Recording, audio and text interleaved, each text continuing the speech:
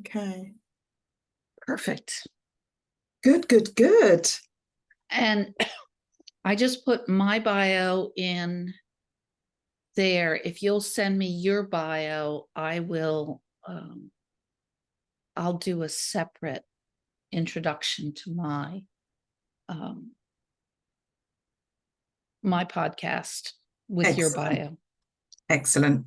Thank you so much. So welcome and thank you for joining me this early. I will say at this stage, like, share and subscribe, because this is a very important topic for all women. It's about perimenopause and menopause.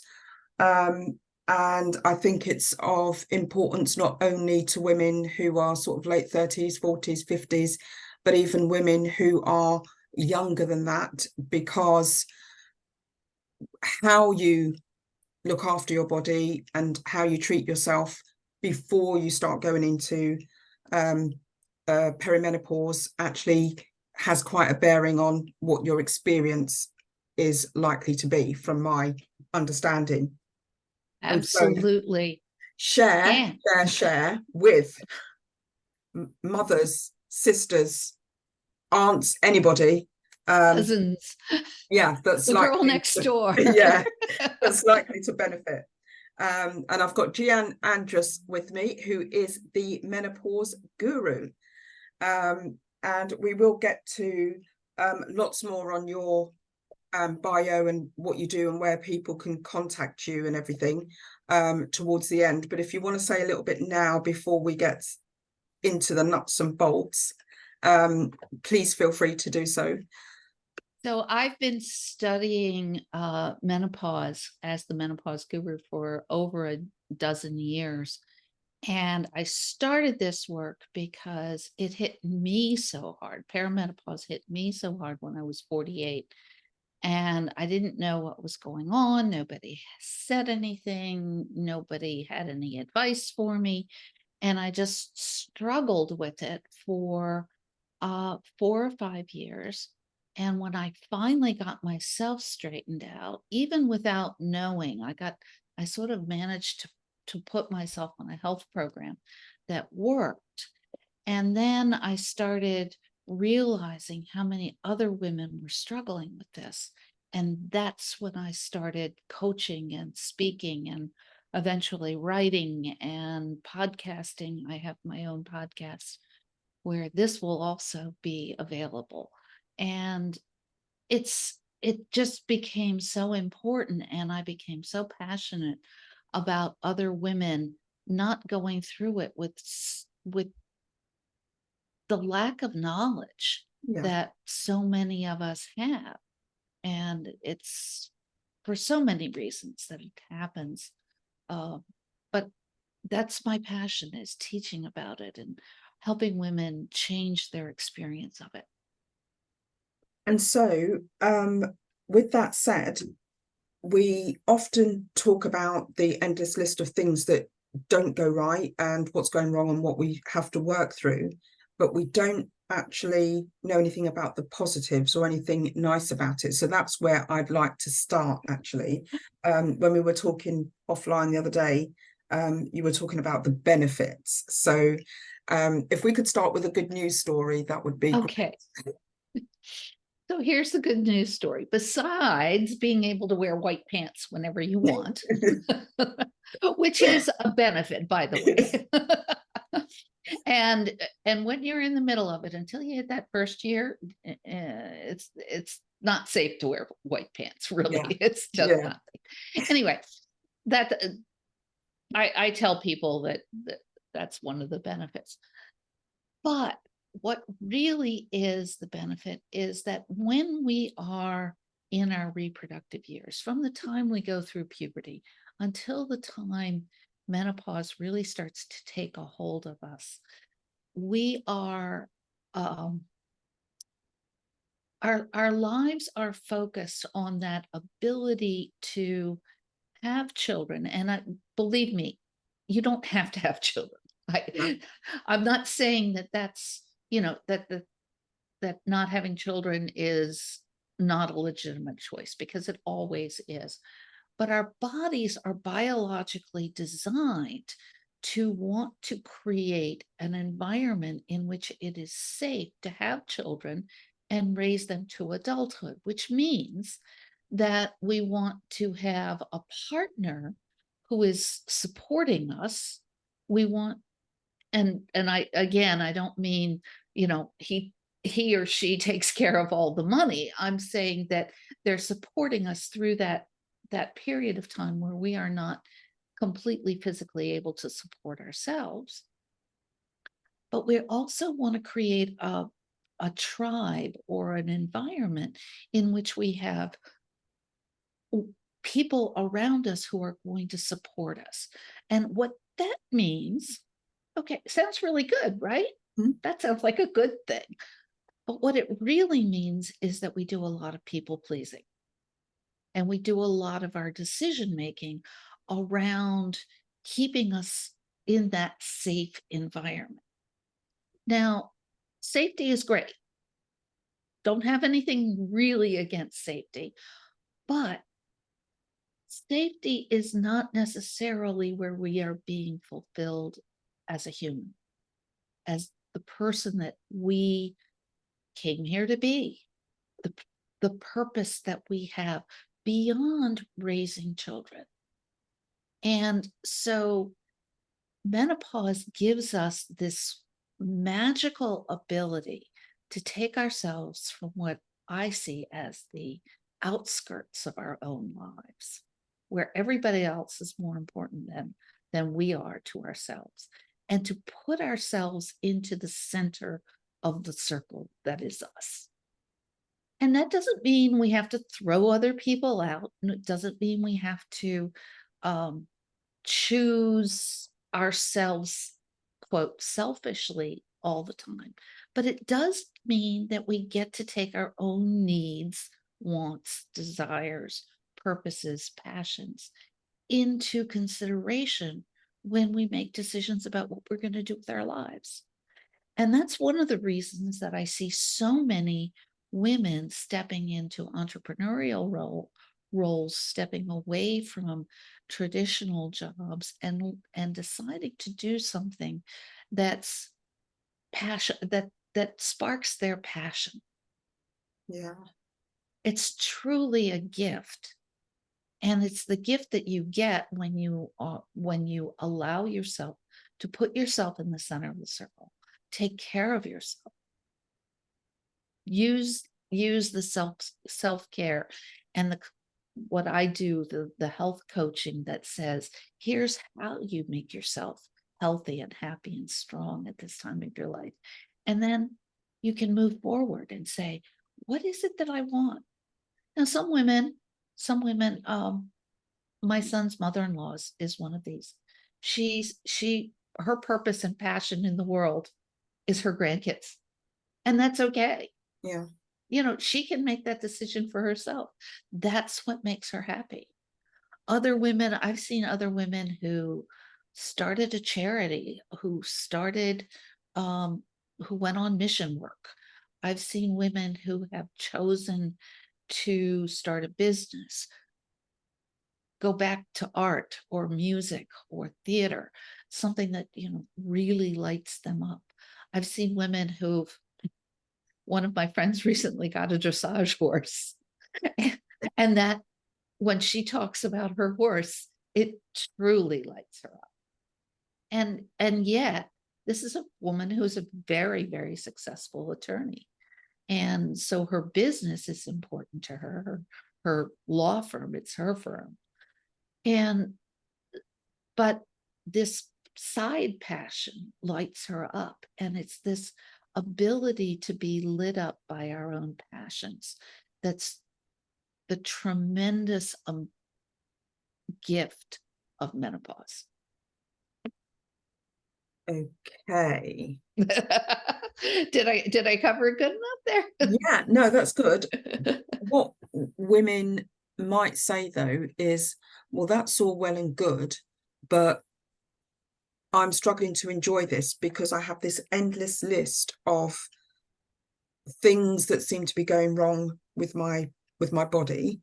I'm looking after maybe aging parents, still doing stuff to do with my children, still have a busy job. What if I still have to spin all these other plates? All the other now plates. Not feeling my best. So the first thing is that it is absolutely essential to put yourself, at least your self-care, into that middle point. Now, what's going on in our bodies is that our hormones are going out of balance because they've been reliant on this estrogen progesterone cycle for 20 to 30 years. And so every cell in our body is designed to take in estrogen and work better when estrogen is there. And about 90% of them, as far as I can tell, might be more, might be a little less, are also designed with progesterone receptors. So the progesterone is part of making our bodies run well, which means that we have a wider latitude of healthy life, because we have this estrogen and progesterone helping us to stay healthy, which is a good thing when you think of us having to be the primary caregivers for those children and bringing them up. It's great that women are capable in those years of being a little off here or a little off there on one side or the other of perfectly healthy. What happens is so many of our hormones, so many of our systems aren't working as well because of the estrogen and progesterone that are now not at optimal levels. So we've got the insulin, the testosterone, the thyroid hormone, and the cortisol hormone. Those are the big four hormonally. And so they're all not working as well. So what we have to do is to take care of our bodies. Now, yes, there is hormone replacement therapy, but it doesn't necessarily take care of those other 4 hormones that aren't working as well. So what we have to do is take care of our bodies so that our glands can produce the optimal levels of residual hormones, and that our bodies are supported in utilizing those hormones to the best of their abilities. Our world, our modern life, modern first world life, is not designed to allow that to happen. And the primary factor is stress. Yes. And the primary factor is stress. The secondary factor is our diets and our nutrition and our exercise or lack thereof, or too much of, and how all of those things go into effect, and as well as the hormones go into affecting our sleep. So that what we need to do to make ourselves, to allow ourselves to take this gift and use it, is to support ourselves and to learn what we really need to do to support our bodies through this. And as you and I discussed, hormones might be a part of that. And occasionally there are pharmaceuticals that you may need to support one system or another. Some of us have long-term cholesterol issues because of the way our genetics work. Some of us have long-term cardio or other areas in which we need to be supported.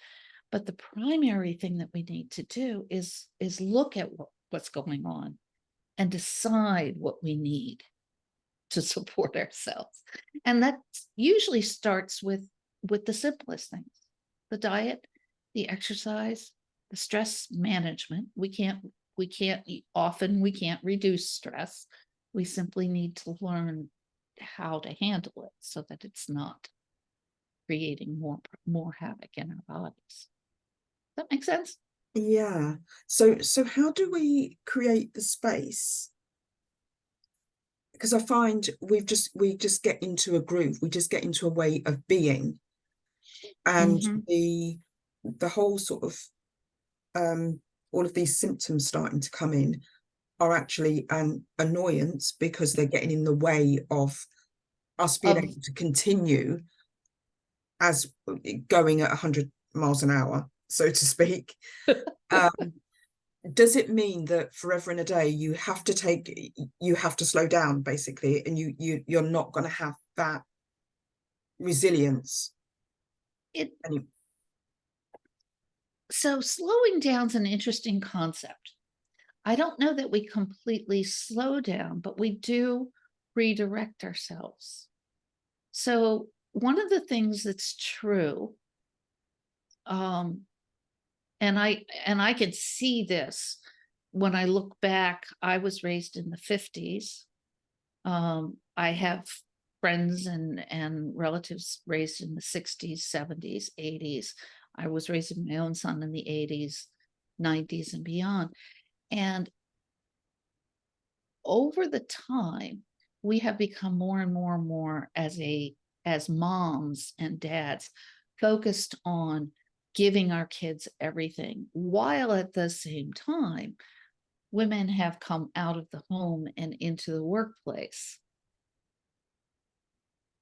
And we can go back with and pull in my friend Melinda and see if this is truly a patriarchy issue. I sometimes think it is. I sometimes think that the push to be helicopter parents comes from a society that doesn't want women, that wants women fragmented into all of these pieces, chasing our kids, chasing our aging parents, chasing our jobs, being in the community.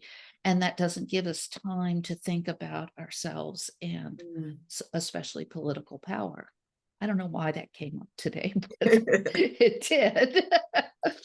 I don't always talk about political power, but sometimes we wind up in these frenzies because we're getting ripped in so many directions. So now what we need to do is say, okay, I have a 14-year-old and a 12-year-old, say.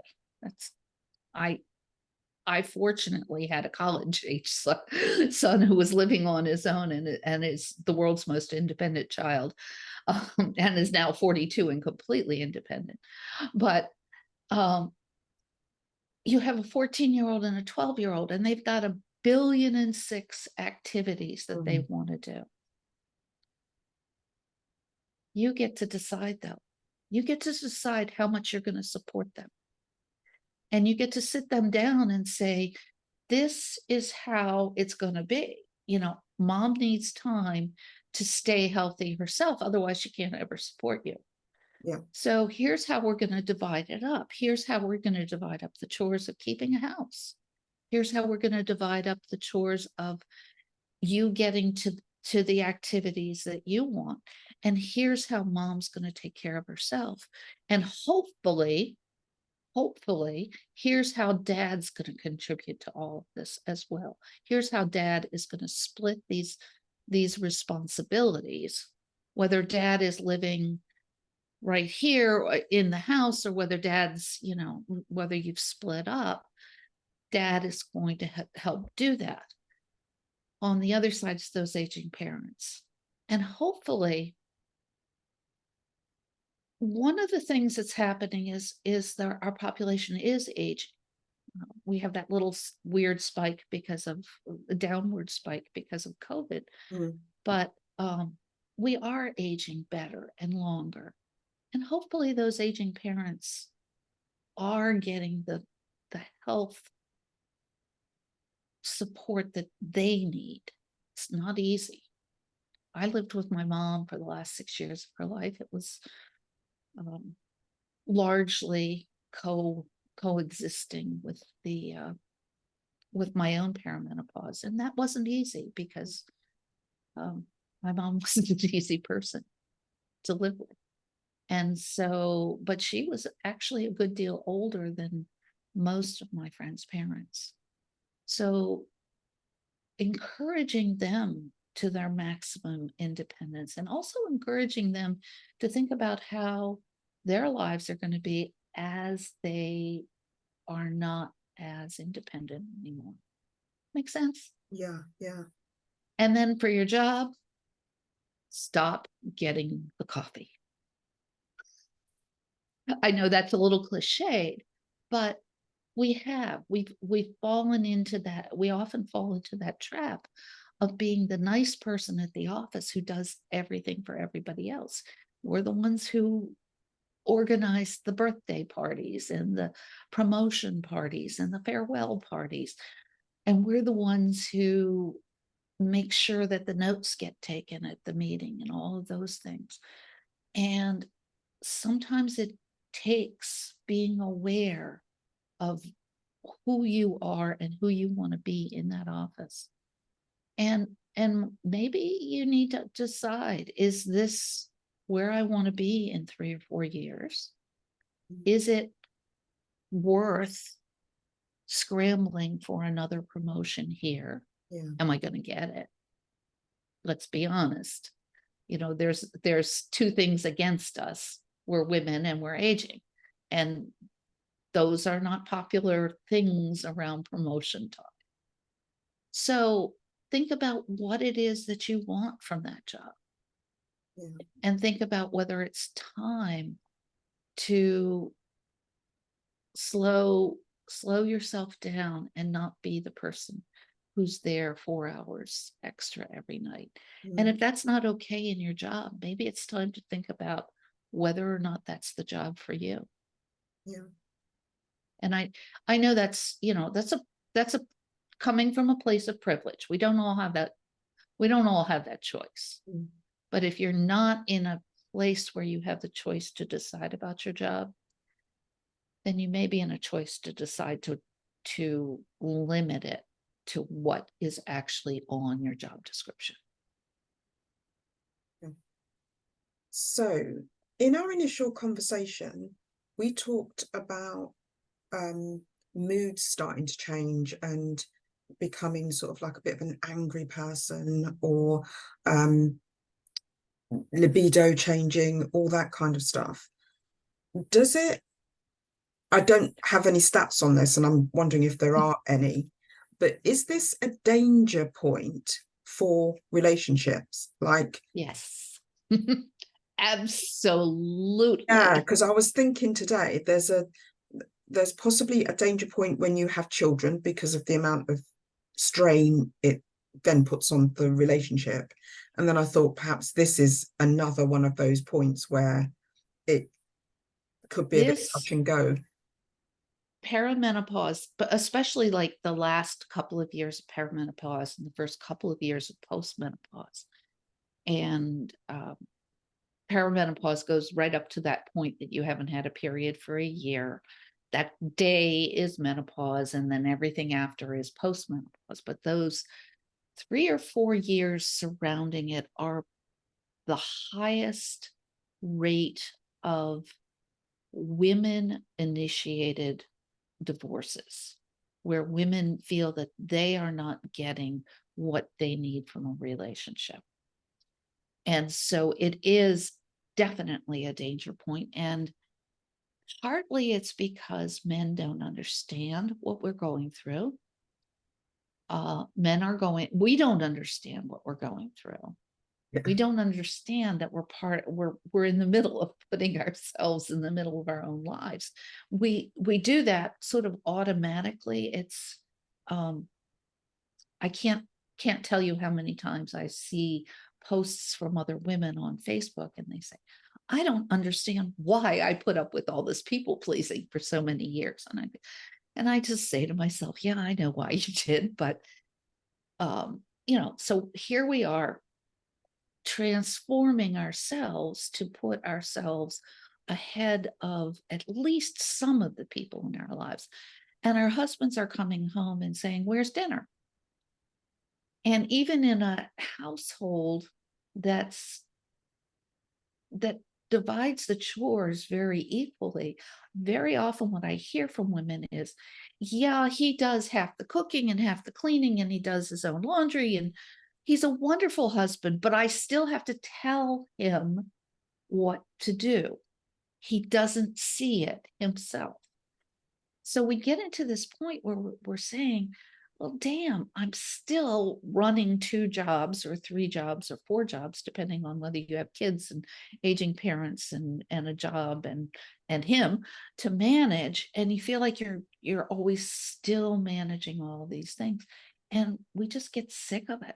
And if he's not one of those husbands who has taken the time to do that stuff, then we're sitting there saying, when is he going to realize that I'm a person too?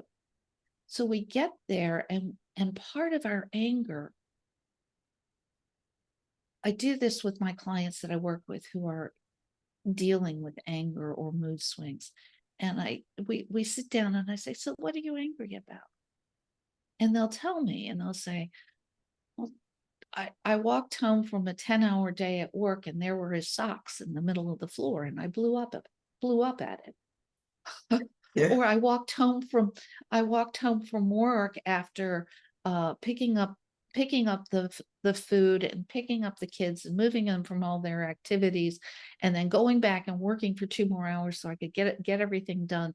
And I came home, and there were the kids saying, oh, and there's my daughter handing me a note saying that she didn't do her homework for 3 weeks and she was going to get a C in algebra. And I said, so what about those 2 events are events that you should be happy about?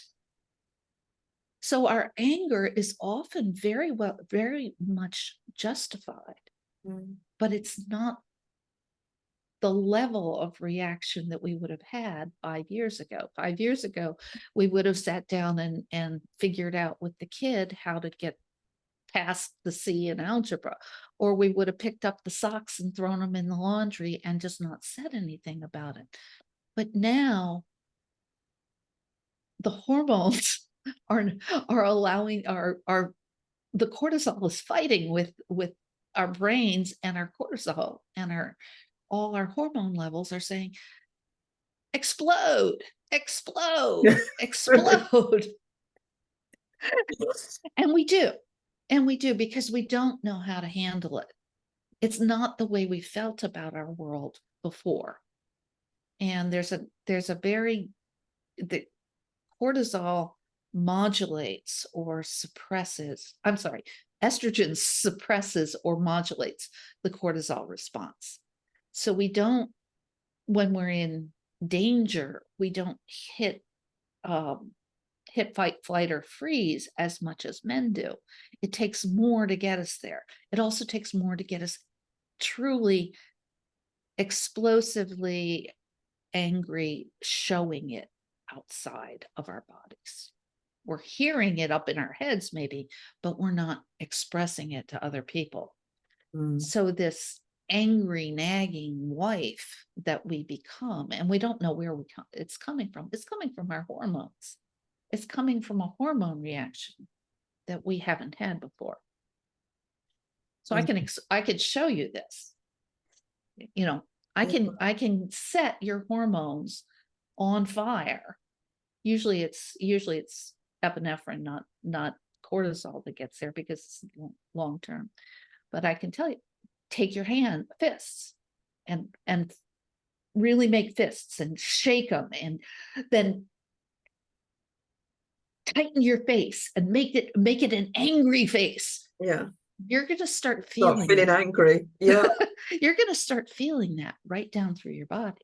Yeah. And now if you take a deep breath and slow it down,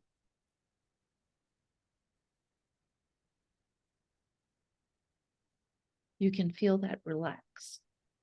You can feel it release. You can drop your shoulders. You can let that tension slide. But doing that is an act of will. It's a decision that you make to not let that anger overtop. But you also need to do something about the anger. because Otherwise it's going well, into the body.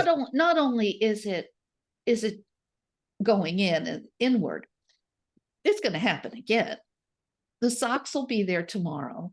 The homework won't be done there. The dog will still be barking at the postman. Your boss will still be saying, "Hey, sweetie, can you get me a cup of coffee?" and you will still, and your anger will go back up again, because all of those things are not necessarily things that should be happening anymore. Should is a full of connotation word, but those are things that you don't necessarily need to allow in your world. You need to be sitting down with your daughter and saying, listen, it's not okay for you to not do your homework, and these are going to be the consequences. I'm going to try not to yell at you about it, but these are going to be your consequences. Hey, Hubs, pick up the socks. Or they go in the trash. Or they'll be in the trash. I'm not your laundry mate. Boss, I never mind grabbing you a cup of coffee if I'm headed back to the kitchen. But maybe it'd be nice if you brought me a cup of coffee every once in a while. And dog, you're going to the trainer. So it's the anger is not necessarily bad. It's justified. It's real. It's just how we're reacting to it and letting it get in the way of our relationships. Now, day 365 of the socks being on the floor after you've discussed it 45 times once a week. Okay. It's time. It may be time to blow up. But then again, maybe it's not. Maybe that's not getting you what you need. And that's why I do a lot of health coaching. I start with health coaching because getting our hormones back in balance is key to getting us where we want to be. But then there's a lot of life coaching that goes on as well, because we need strategies. We need boundaries. We need vision. We need to own what we want.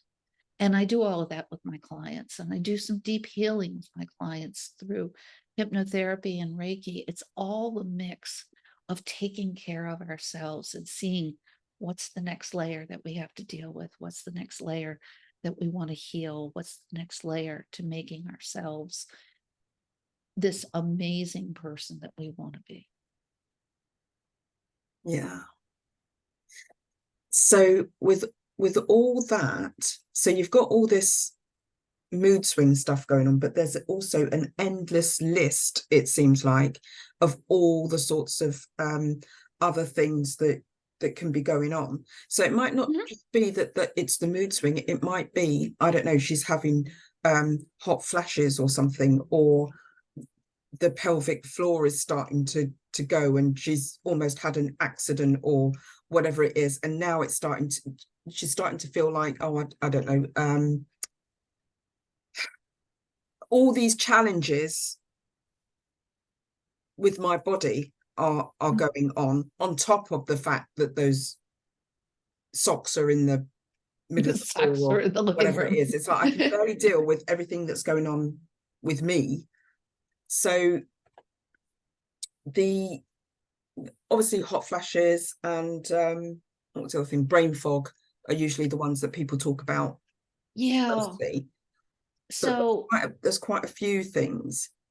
So hot flashes are often, not always, but often, more often than not, the symptoms of low estrogen.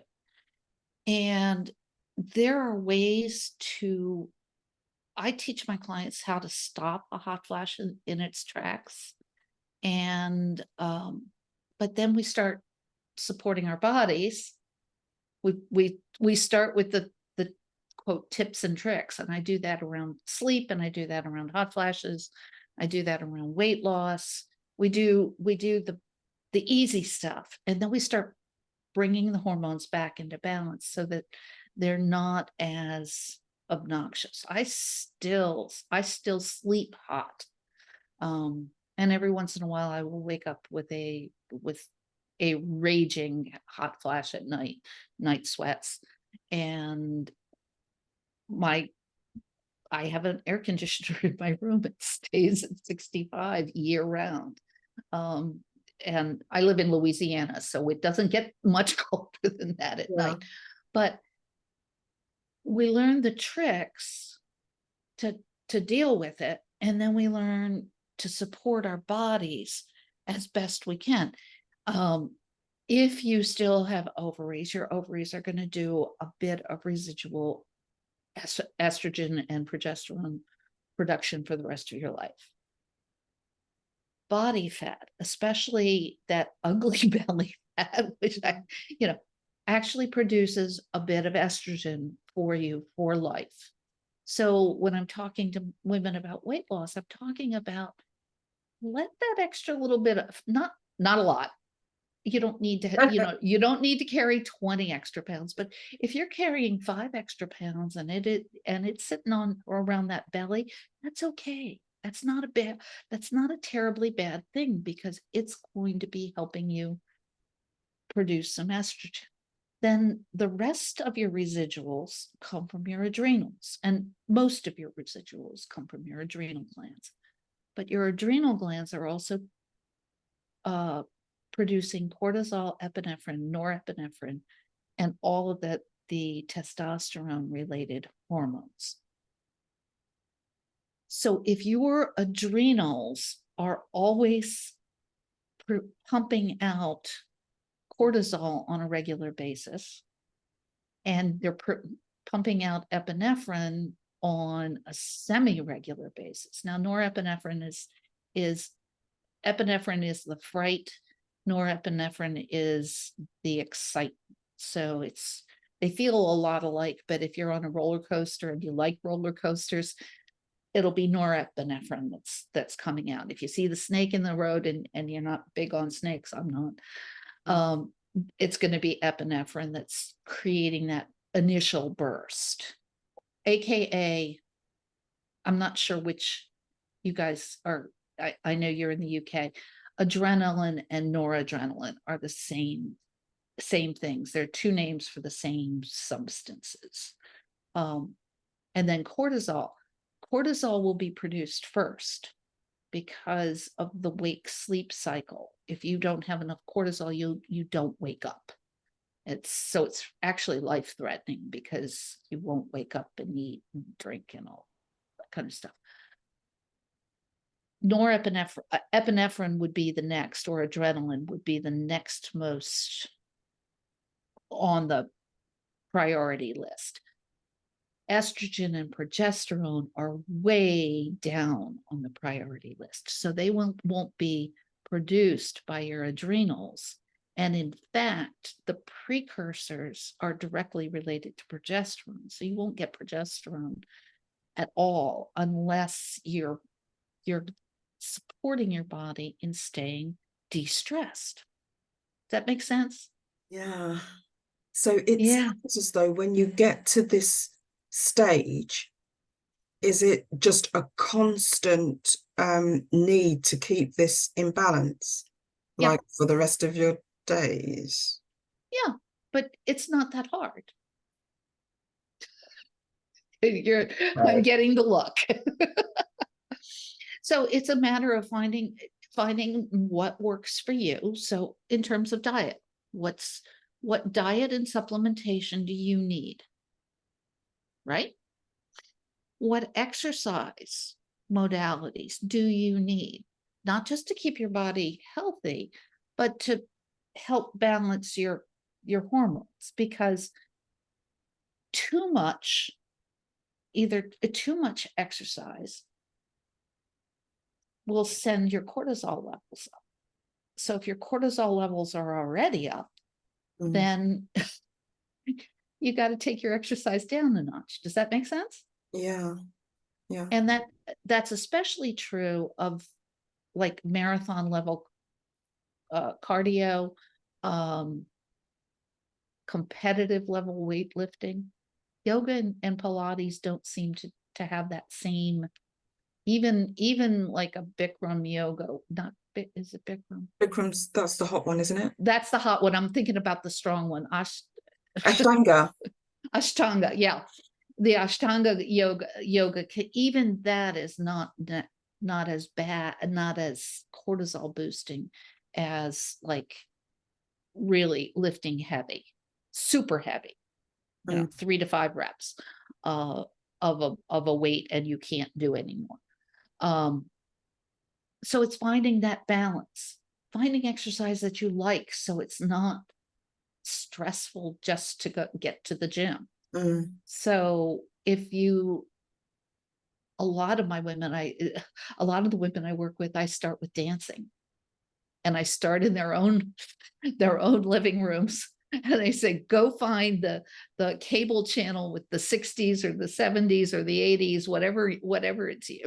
Okay, I put on the 60s music. Most of them put on the 80s or 90s music. Yeah. And they get out there and they dance and they have a blast because it's fun. And then they can take a break, and nobody has to be home. They can do it when they're home alone, or they can get their kids to join in. I've had people who would said their 4-year-old is just, or their grandchild is just enamored with this new dance thing they're doing because they're having fun. Yeah.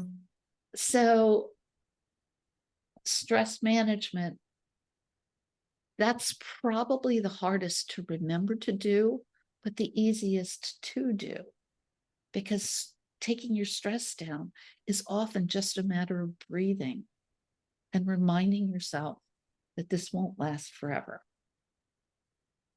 even when it feels like it will. And I mean, whatever situation it is, will not last forever.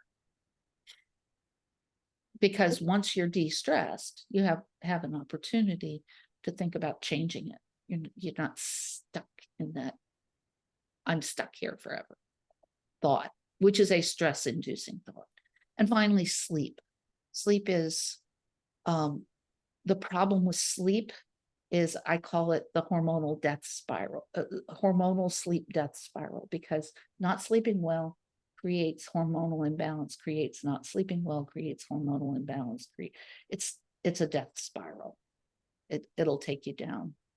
And so we work with sleep, learning to sleep better, because you can teach yourself to sleep. It's wild. I will say that even though I got up at 4:30 this morning because I couldn't sleep. Some days it happens. Okay, so maybe they should get rid of this word, the change, and you're on the change, because you don't actually ever end. You don't actually arrive at the change. You just have to keep adjusting to. Did you ever not change? From the Why time, did they call it the change then? because it is a big change. Yeah. But we change all our lives. We do. We are a never-ending journey from birth to wherever we go next. Yeah. And so this change is particularly disruptive. It's monumental. And we do continue on with the journey. And the journey is amazing. I am 68. I still run. I stopped running half marathons. Never ran marathons just because I'm really slow and I don't have time to train for them. But I still run relay races. And so I'll go out and run with a team of 12 runners, and we'll run for 36 hours straight, believe it or not. This isn't a track relay. I still go kayaking. I still go climbing. I take my grandson to the climbing gym. Oh, I brilliant. still ski. I'm out there doing stuff Yeah. because I recognize how much I have available to me. Now I'm lucky. I have good genetics and I have a body that I have not destroyed too many times.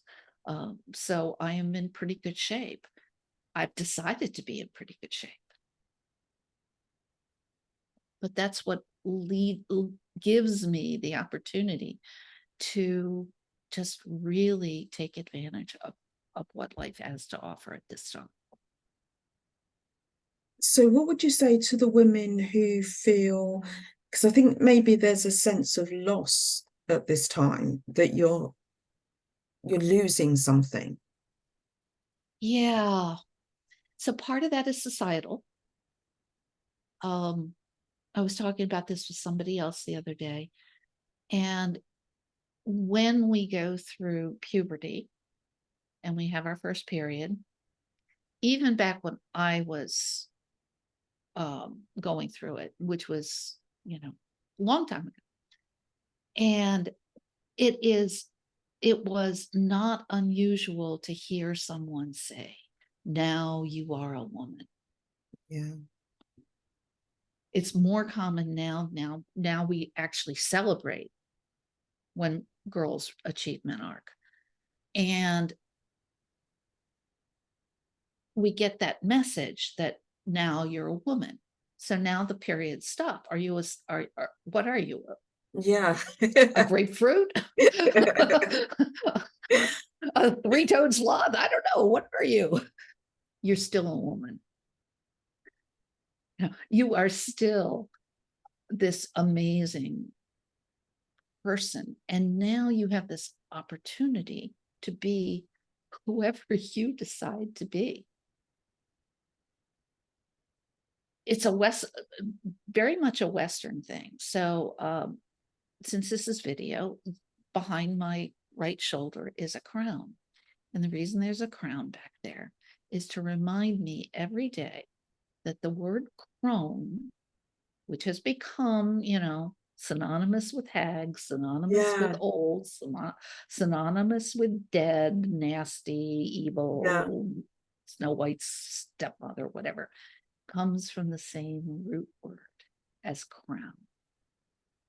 Mm. This is the crowning of our lives. We get to be the wise elder of our world, our tribe, our friends. Women still want to be the maidens. They still want to be, Why? because Why? You can't wear white pants. they're beautiful and they're Yeah. So that's Disney. Thank you, Disney. Disney did that to us because actually the Grimm brothers started it, but Disney really helped. So this is a story I tell about the time when I was 3, and because that's when Snow White came around again to the theaters. And it was the first time I'd ever gone to a movie. My mother took myself and my brother. And I was 3, and back then you still got dressed up to go to the movies. And I thought I was so grown up. So I had my favorite pink dress on, and I sat back in these big scratchy velvet theater seats, and my legs were sticking out straight in front of me. And the curtains closed after they showed the pre stuff, which was all in black and white, including the news reels and maybe a cartoon. Anyway, they closed the curtains and then they opened them up again. And there on the screen was a beautiful maiden singing and dancing through the forest with her little forest friends, the bunny and the squirrel and the chipmunk. And it was oh so lovely. And then the next scene comes on, And this imperious queen, who was really quite gorgeous, comes on the screen and she goes, "Mirror, mirror on the wall, who is the fairest of them all?" The mirror replies, "You, my queen, have a beauty quite rare, but little Snow White is 1,000 times more fair." The queen flies into a rage, runs to her laboratory, mixes up a potion to put into the apples. Then she mixes another potion and drinks it, and she turns instantly into a hag. I contend that this, or one of the other Disney movies, was our first subliminal message of menopause. Because what we saw was the woman whose beauty had been amazing up until that point was told she was no longer beautiful. Yeah. And she was instantly transformed into a hag.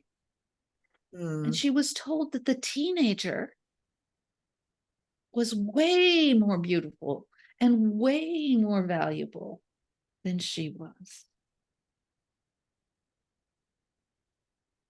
Other cultures don't put women in a box and say, "Back on the shelf, you ugly old hag." They don't do it in Japan. Yeah. They don't do it in India. They don't do it in most of the native cultures in the Americas. Women are revered for their knowledge and their wisdom and their love.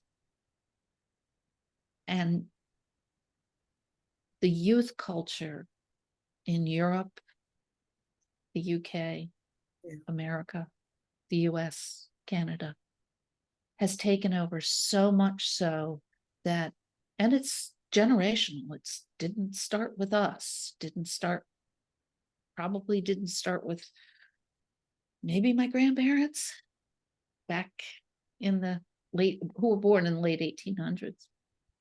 And we need to reclaim in so many ways our own cronehood, our own crowning, and stop letting society dictate it to us.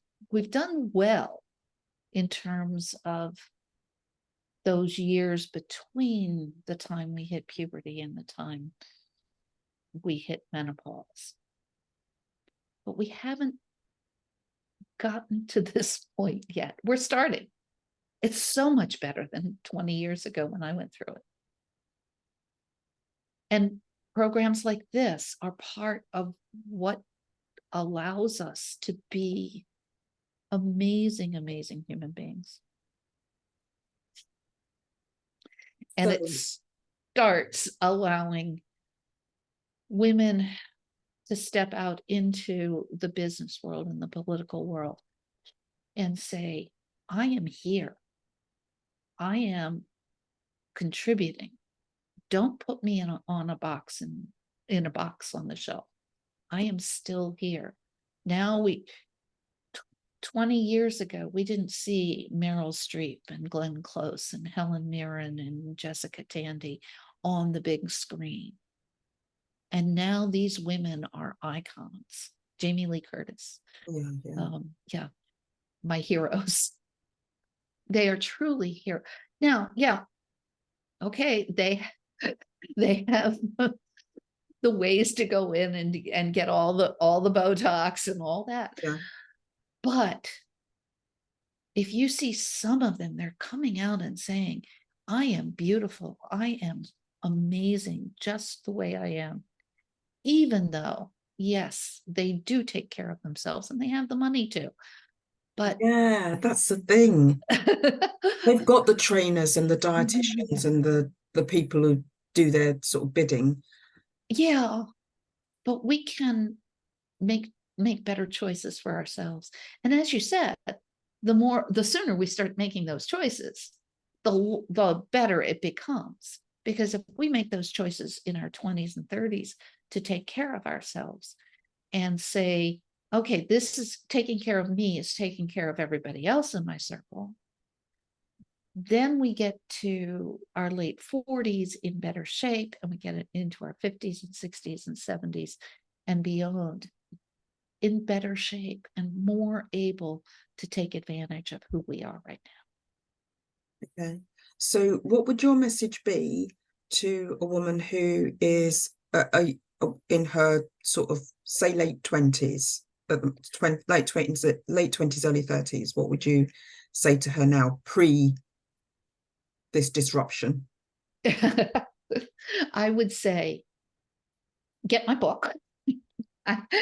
And the reason I say get my book is that I've taken the time to explain in a fairly simplistic manner what's actually happening in our bodies and how it affects us. So understand what's coming. Understand that this is going to start hitting you in your late 30s or early 40s, and that it's going to go on for a long time. Number 2, take care of yourself.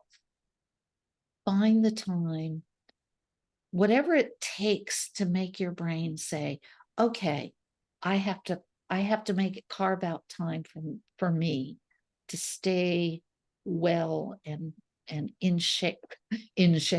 Now, that doesn't mean I have to be a size 2, but that means that I have to know that my body can do what it needs to do. I didn't take care of myself. And I regretted it because it took 4 long years to get myself to where I wanted to be. And it took a lot of work. So make sure your diet supports you. Nobody is going to tell you the right things to eat. In fact, on television every day, you're going to see sugar and fat, unhealthy fats and snack foods and too much salt and too much. You don't see the advertisements for the good food. Yeah. So and presumably, sorry, what is a good diet changes per person? Yes. Yeah. For a lot of reasons. So what you need is dependent on who you are, genetically, historically, socially, emotionally, all those ways, spiritually. I have friends who are spiritual vegans. They do not eat animal products by philosophy. I can't do it. Yeah. My body says you need this. And my personal philosophy has a more what goes around comes around kind of philosophy that says we are part of a world that in which some animals eat meat and humans are part of that. Some people need to intermittent fast. Some people need to eat 5 meals a day. Some people need those comfort foods, and they need to find what those comfort foods are that work for them and don't throw them off track. Some people need to eat really clean all the time, otherwise it just spirals out of control for them. So yes, diet, exercise, stress management, all of those things are all very individual. And learning what works for you is part of it. So you're in your 20s and you're trying to get a washboard stomach and all that kind of stuff, and being as fit as possible. And so you're on that kind of trajectory. And so the gym and maybe not eating much so you can stay sort of trim. Yeah, that size 2 thing, size 0 thing. No. A lot of women are there. So when you start going into sort of the perimenopause type years, what would you then say to those women? Because they might still be in that mindset of I need to be. They are. And that's why I hope that we stop being in that mindset when we're in our 20s. the washboard abs and the size 2, because we don't need that to be healthy. We don't need to be able to run a marathon to be healthy. We may need to be able to walk 2 or 3 miles, and we may like running marathons. Some people do. Yeah. But yeah, I know. Yeah. I know some ultra marathoners actually, but yeah. Oh, I know. I have one friend who will probably be leaving on another 50 or 100 miler in a few days, but not me. But what I would say to you is that as your body comes into this time of its life, it's the range of things that it can take and still be healthy narrows. So those ultra ways of going about it, the size 2, the size 0, the washboard abs, the doing an ultra marathon, those may not be healthy anymore for you, as well as not doing anything, sitting on the couch and eating eating Doritos and sour cream and onion dip you may not be able to stay healthy there either. So your way it narrows. The way that you can be healthy narrows a little bit, sometimes a lot. And so what you're going to want to do is figure out how to support you as you move through it. Make sense? Yeah, definitely. And that's what I do. I help women devise their own unique plan. Even in my group work, where we're always saying, what works for you? Here's some options. What works for you? What if you don't eat a lot of high fiber veggies, what works for you to get those nutrients anyway? If you don't eat meat, what works for you to get the amount of protein you need, for example? Okay. So we talk about that. Mm-hmm. So all of these different symptoms that women have, if you bring it back to the diet and the exercise, that's the foundation for starting to remedy a lot. Like, Absolutely. could you, with the exercise, maybe knock out 3 or 4 of those symptoms? I think it's overall, I start with sleep and stress even before diet and exercise, because those are even more important, because we lower the cortisol, get that out of the way, allow the adrenals to do their work. And then it's a matter of giving your body the precursors it needs and supporting the muscle and all of the organs to work correctly through exercise. So it all works together. And if you come in better shape, in closer to the middle range, it's going to be an easier transition for most women. Now, I can't say that no, you'll never need a hysterectomy if you do that. We don't know everything, and I'm a health coach, so I don't come at this from a medical perspective. I come at this from a holistic worldview that says, it goes back to, who was it? Heraclitus? No. Anyway, it was one of them Greeks. You're not talking about Hippocrates, are you? Let food be your medicine and medicine be your food. Yes, it wasn't Hippocrates. I'm like, Sophocles? No, he was You're really that's the problem with having a classical education. I did theater for years in college, and the first Greeks that come out are always earlier. Are always the playwrights. Anyway, so you start with the natural. You start with the supporting your body through the best means possible.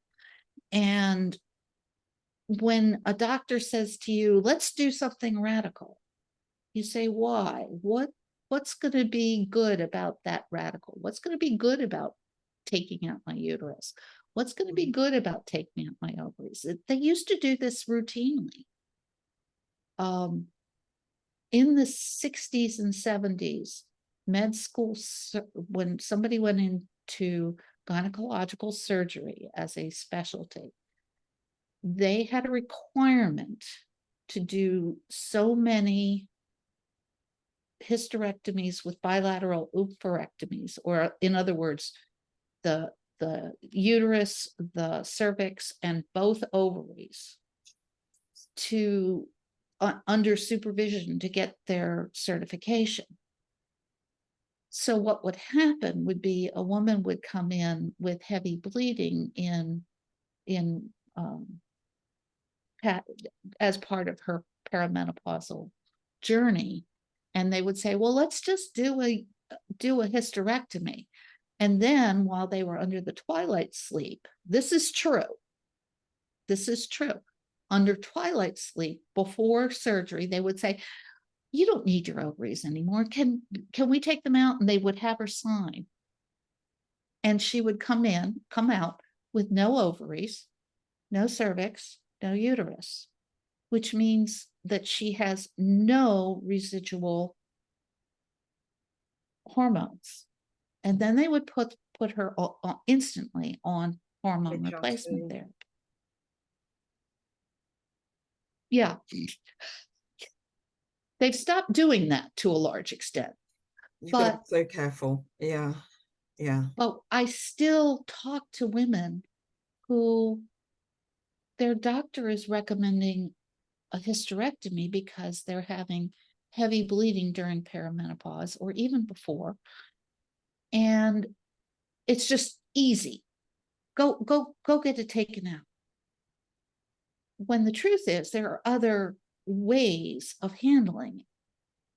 So usually the reason that you get that heavy bleeding is you still have a lot of estrogen in your body.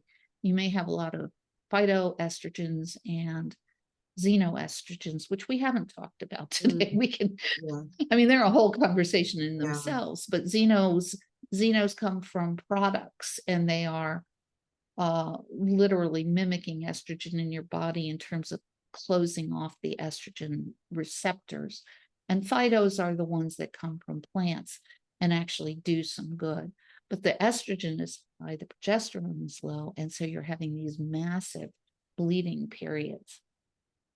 And they're not fun. And they can go on for several months. But there are things to do. Number one, you can start to bring your hormones back in balance by cleansing yourself of those phytos and xenos, and using something called DIM, which helps flush your system of excess estrogen. You can help yourself by using progesterone creams, natural bioidentical progesterone creams, which will bring the progesterone up. You can take additional iron and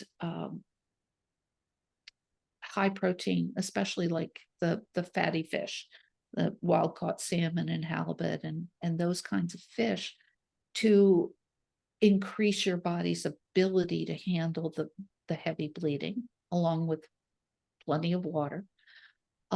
There's a surgical technique called an ablation, in which it's spelled with an A, and that takes out the lining of your uterus, so you're not bleeding as heavily.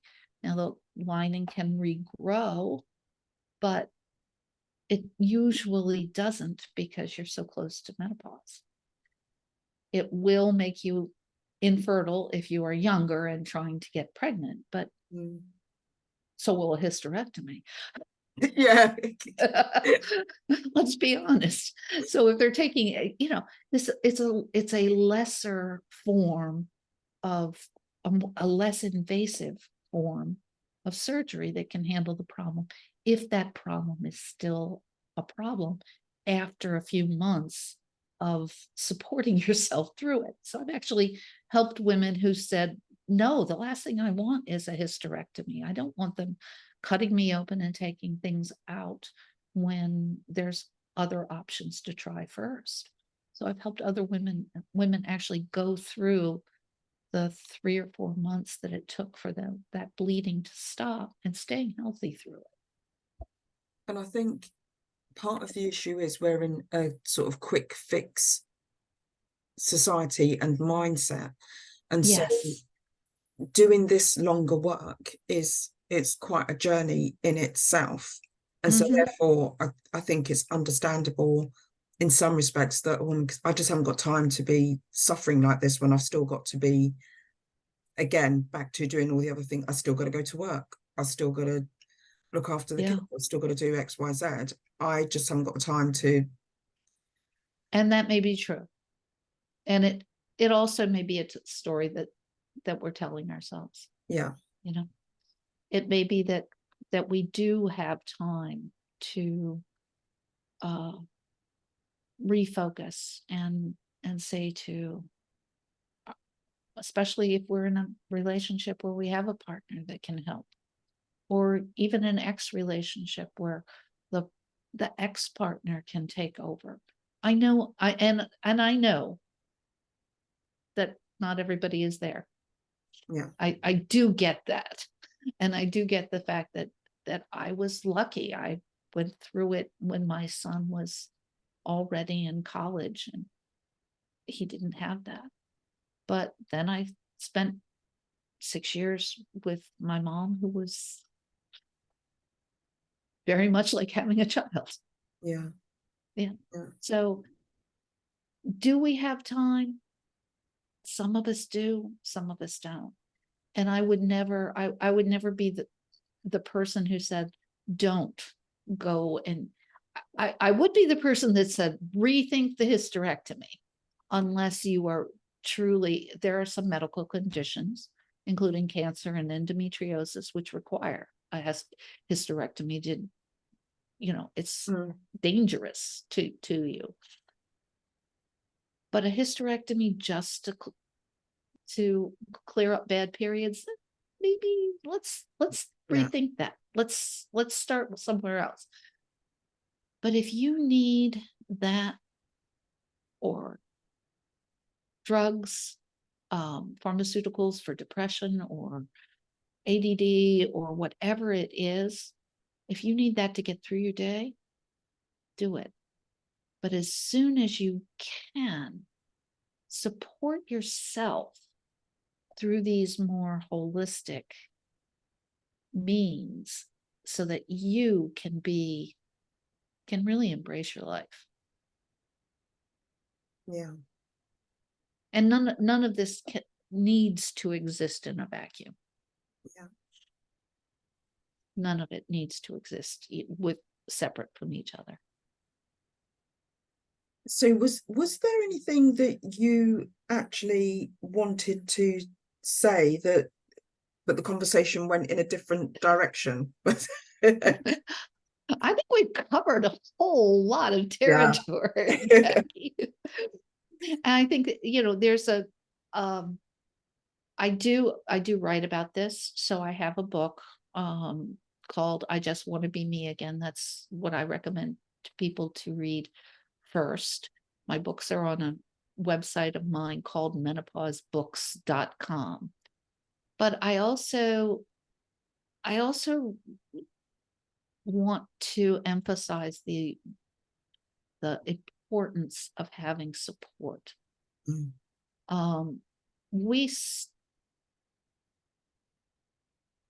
I don't know whether you remember it, or it was certainly out when I was a young woman, a book called The Red Tent. And it was a fictionalized version of the nomadic tribes in the Middle East, and how the women would be in the red tent during their cycle, during their bleeding time, their periods.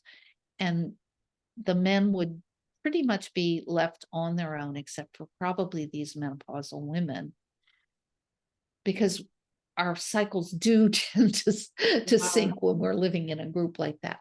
Yeah. But the women would talk to one another. And so we passed down this wisdom from one to the next.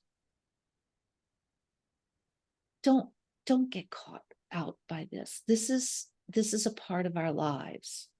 And the more that we embrace it, the easier it becomes.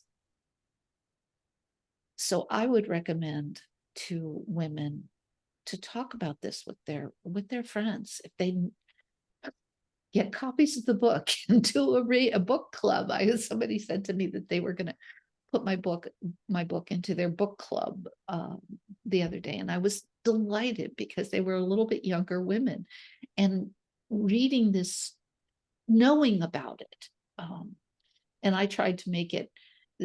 When I went through this, the book to read was The Wisdom of Menopause by Dr. Christiane Northrup. Oh, yeah. And it's about 1.5 inches thick in 8-point font. And it's loaded with scientific terminology that just gets so crazy making that I still use the book as a reference guide. It's like a practitioner's book, isn't it? It's almost, yeah. And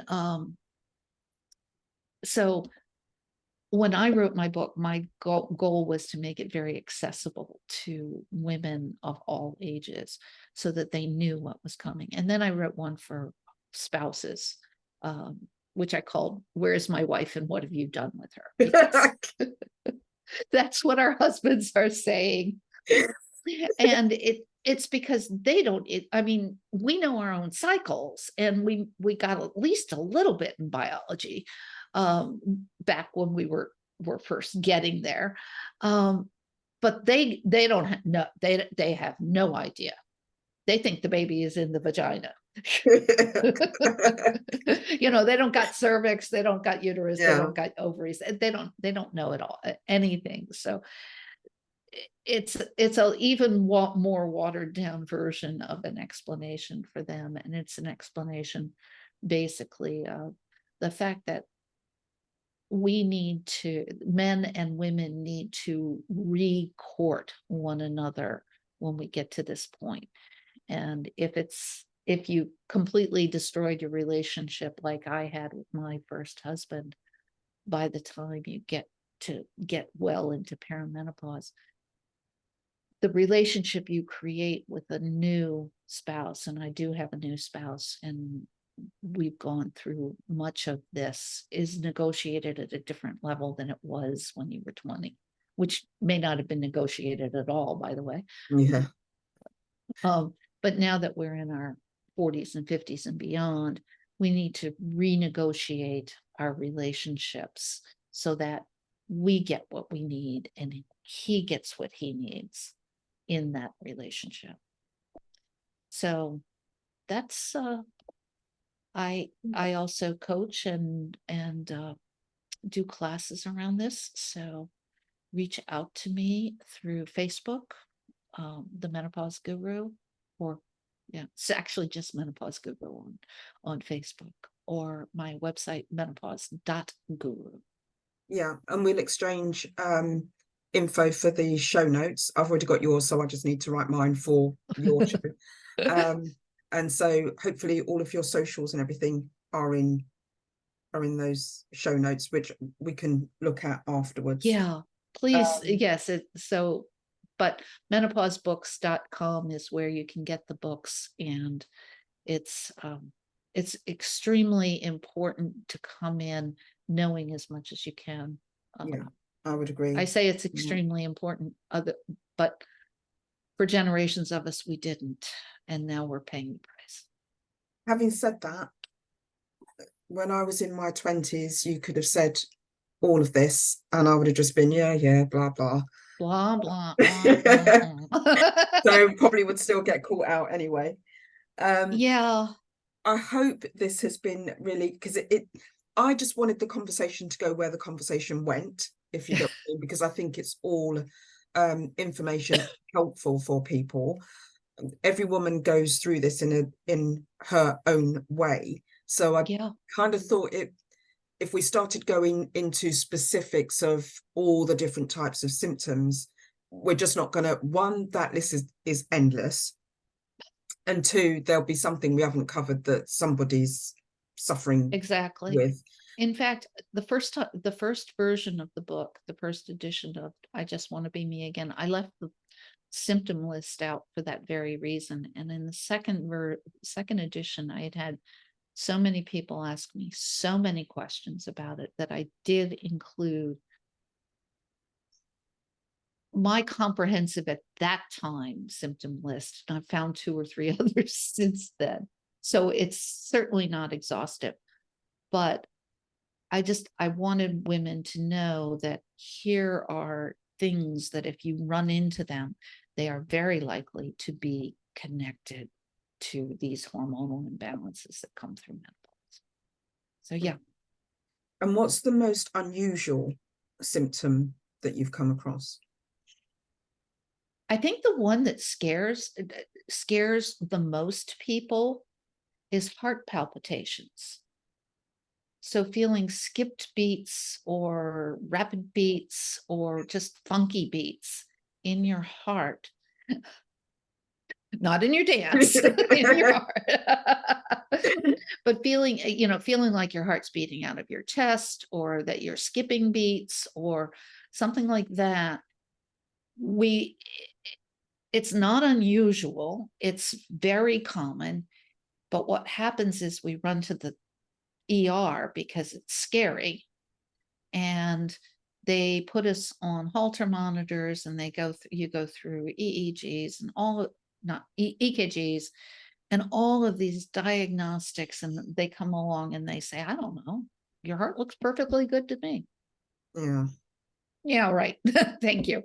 And so the reason I say that is because if you know that palpitations is a symptom, along with some of the other symptoms that can be very scary, if you know that it's a symptom and you go to the cardiologist or you go to the ER and you say, let's just check everything and make sure everything's working right, you get to relax. You get to not panic. You get to say, I'm pretty sure this is perimenopause or menopause, but let's be sure. Yeah.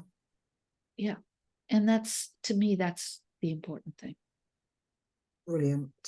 Thank you so much. I think this is a really informative conversation. So as I say, share, because I think this is important for all women, because we're all going to get there, and it can be quite a ride. So Thank you so much, Jeanne. Jacqui, for that was this brilliant. wonderful conversation. So much wisdom. So thank you so much.